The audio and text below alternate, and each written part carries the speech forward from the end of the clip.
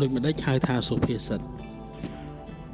តាមន័យរបស់ពាក្យសុភាសិតគឺជាពំនូលល្អពំនូលត្រឹមត្រូវ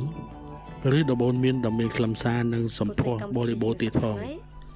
សុភាសិតកើតឡើងពីការកំណត់ចំណាំរបស់បុព្វបុរសបញ្ញវន្តដែលបានពិនិត្យពិចារណាកត់សម្គាល់ហេតុការណ៍ផ្សេងៗក្នុងជីវភាពរស់នៅ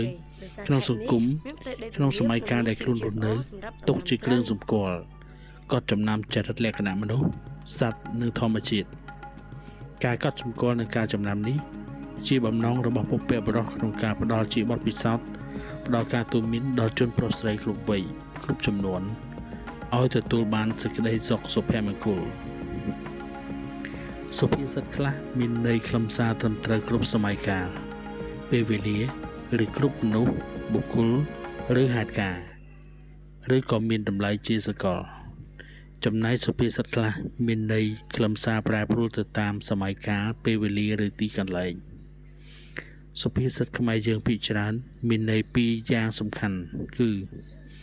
ន័យជាអត្ថានុរូបន័យចំជាន័យត្រង់ន័យផ្ទាល់មិនមែនជាន័យប្រដូចឬន័យធៀបឡើយ2ន័យជាអត្ថាបដិរូបន័យធៀប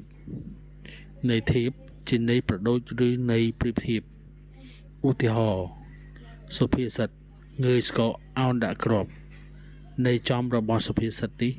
គឺសំដៅទៅលើស្រូវនៅពេលផ្លែដាក់គ្រាប់គួរស្រូវតែងតែអោនចំណែកគួរស្រូវណាដែលងើបឈរត្រង់ទៅលើគឺពុំមានគ្រាប់ទេគេហៅថាស្រូវស្កកគ្មានប្រយោជន៍ឡើយ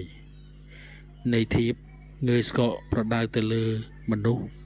គេប្រៀបធៀបនឹងមនុស្សដែលមិនគោរពចាស់ទុំប្រហើនកោងកាចគ្មានសុជីវធម៌ឬកូនដែលមិនស្ដាប់ដំបូន្មានឪពុកម្ដាយលោកគ្រូអ្នកគ្រូហើយបង្កបញ្ហាដល់គ្រួសារសាលារៀននិងសង្គម